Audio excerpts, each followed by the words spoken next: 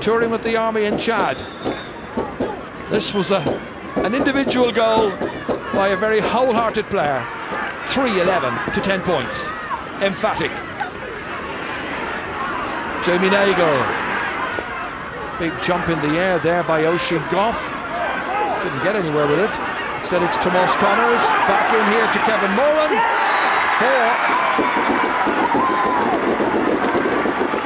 4-11 to 10 points, and Dublin beaten all ends up. Waterford running riot. A goal after the last one. Kevin Moran makes his tally for the day, a goal and 5. So easy for Waterford. It's a big victory for Davy Fitzgerald's Waterford. They've beaten Dublin by 13 points. Waterford 4 goals and 13 points. Dublin 12 points. We were desperately flat out there, and no particular reason. Like, you know, we came down yesterday and we seemed to be tuned in, but Waterford hit the ground running, and we just you know, we were maybe making a little bit of a revival in the second half, and then Alan picked up the injury, and that, you know, killed the momentum altogether, you know. So how serious is the injury? Yeah, it's probably a broken leg, but you know, I'm not the team doctor. Obviously, he's gone off to be x-rayed and stuff like that. So yeah, he just got a belt, or whatever way they were challenging for it. He got a belt. He was trying to let the ball over the line, I suppose, and the Waterford guy was trying to keep it in, but it looked serious enough for him. Well, the Waterford manager, Davy Fitzgerald, entitled to be well pleased with that result. A bad start to the new year from a Dublin point of view. But in actual fact, one bit of good news for the Dubs this evening. Alan McCrabb's injury is not as bad as first appeared, and hopefully he will be back in action fairly soon. Paul Flynn, Davy Fitz took a bit of a gamble, I suppose Waterford people would say, on the selection for this match, but it worked out for him today. That's right, Michael, he did. I suppose it was a chance for the younger players in the panel to shine with suspensions and players being rested. I think they played quite well in patches. Maurice Shanahan up front impressed. I think the full backline did quite okay, but they weren't really tested. But as well as that, you know, the great thing about it from Waterford's point of view, I heard Davey been talking afterwards, and he was now saying, like, these fellas, you know, the stars kind of the best, they have to win their place back in the team, you know. Well, absolutely, I'd say that's the whole idea. Like, I mean, you have a couple of lads, you know, over 30 that will find it hard now to come back, and that's good for Waterford, because the more options we have going forward in the league, I think, and going on to the championship, the better the team will be. And I think it was a very good win for Waterford, 2 valuable points. And I think Dublin will be disappointed, but you know, it's a cracking start to the league. One of those players that you certainly have found, and people have been talking about him over the last couple of months, Kevin Moran. Yeah, well, Kevin has been around a while. You know, Kevin has played nearly every position for Waterford, bar on goal. He's been full back, centre back, wing back, midfield, wing forward, and I'd say even full forward at times. But Kevin's, you know, he's a big plus to me, so versatile. But, you know, for Kevin's point of view, it would be good if he could settle down for a long spell in one position. And yeah, I think today he kind of nailed centre forward for a while. He's big, he's powerful, and, you know, he's a strong runner, and obviously his vision as well. But we see here, like, I mean, he takes the ball on and he carries it in, and he shortens the stick and throws it out in front of him. Michael hit it over. Like, I mean, not easy to play against either, but you know, he just played very well today, and you can see on his other side, showing great strike. You know, very little room, up in the air, gives it plenty of elevation, and, you know, fantastic score. But Kevin, as I said, you know, he needs to settle down in one position. I think this could be it. There again, goes in behind the defence, and great finish into the bottom corner, and you know, upwards and onwards for Kevin. He did himself no harm today, there's no doubt about that. Let's talk about the Dubs for a while. Galway beat them fairly well in the Welsh Cup last week, beaten down in Waterford today. That's not a great start. No, unfortunately today, Michael, they had one of those days where things they tried just didn't work out for them. I thought they bunched the play a little bit, maybe. You know, the shape of the team, they could have spread it out, maybe played more direct. A lot of their stick passes were intercepted, or they went astray. And I suppose what they thought at the time was a serious injury to Alan McCrabb, but that would have thrown them out of their stride a bit as well, probably. Absolutely, and they'd gotten back to 7 points within 7 points of Waterford with 10 minutes to go, and then the injury came, and thank God Alan it's not as bad as first feared. But it kind of broke their momentum. Like, Waterford had kind of, the tempo had fallen after Shane Welch got the second goal after half time, but Dublin were kind of creeping back into the game, and unfortunately the injury hold up kind of broke their momentum. But you know, Dublin now have Tipperary next week. You know, it's going to be a battle now for points for Dublin for the rest of the league.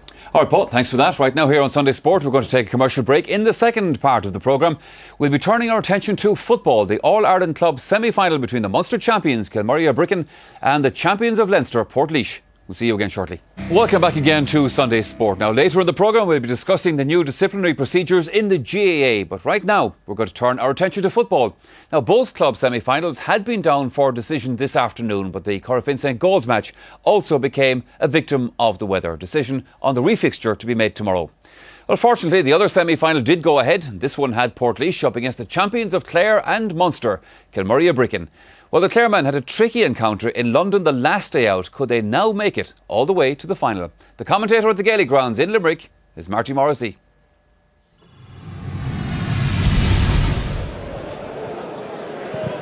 The Portlaoise team are a vastly experienced side with intercounty stars sprinkled throughout, from Kevin Fitzpatrick at fullback, Kerr Healy at 6, as well as Aidan Frenley and Brian McCormack at midfield. Keep an eye on former Glasgow Celtic star Paul Cahalane at top of the right. He really has been outstanding. Just one change in the attack. Conor Boyle comes in for the injured Peter McNulty. The Munster champions from West Clare, Kilmurray-Ibrickane, are back in the All-Ireland semi-final for the second time in their history. Evan Talty replaces the suspended Declan Callan at wing-back, while Johnny Daly, having scored the goal in London, resumes at full forward. Led by team captain Enda Coughlin, it's a team rich in potential, with a tight marking defence and scoring forwards like Stephen Maloney, Michael O'Dwyer and Noel Downs. Michael Duffy from County Sligo is the man in charge. Glorious sunshine, bitter cold in Páirc na Gael, Limerick, as Clare and Laois, Kilmurray-Ibrickane and Portlaoise battle it out for a place in the All-Ireland club final in Croke Park on St Patrick's Day. High, very high challenge, right under the watchful eye of the referee, and it's going to be very interesting to see what the referee is going to do here. There's Brian Mulligan that had the clothesline challenge there, and Michael Duffy is showing a straight red. After 38 seconds of play, it's an incredible start to this All-Ireland semi-final. After all the training, I'm sure it's heartbreaking for him.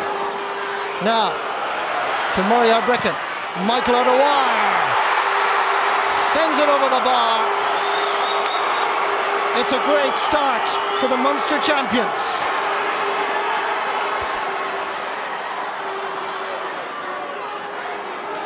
Peter O'Dwyer under pressure from Barry Fitzgerald. It's a quickly taken free, and already Kilmurray-Ibrickane are playing far better here than what they did over the 70 minutes in London. Coughlin leading by example. After the run comes the shot, comes the white flag.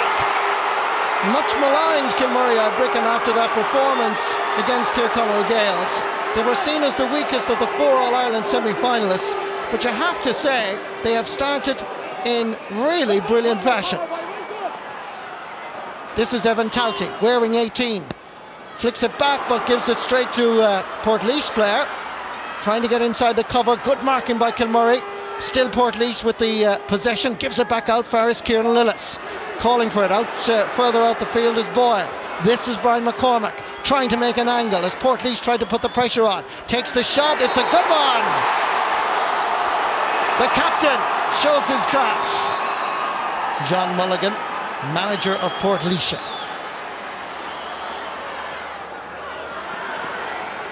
Here's Maloney.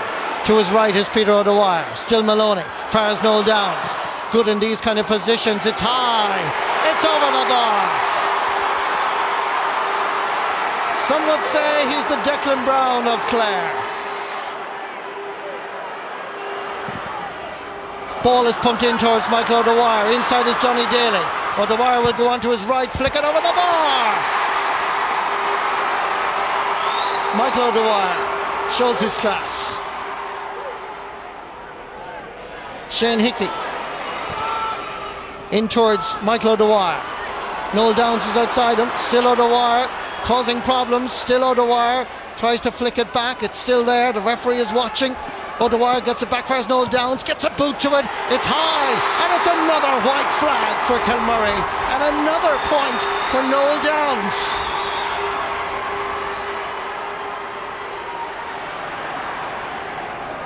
Back to Conor Boyle. sliced off the boot, but could still work out for Colin Byrne. Good work here by Brian McCormack. He scored already. He's trying it for the second time. 7 points to 3. And you can see that the booing is coming, which is unsavoury.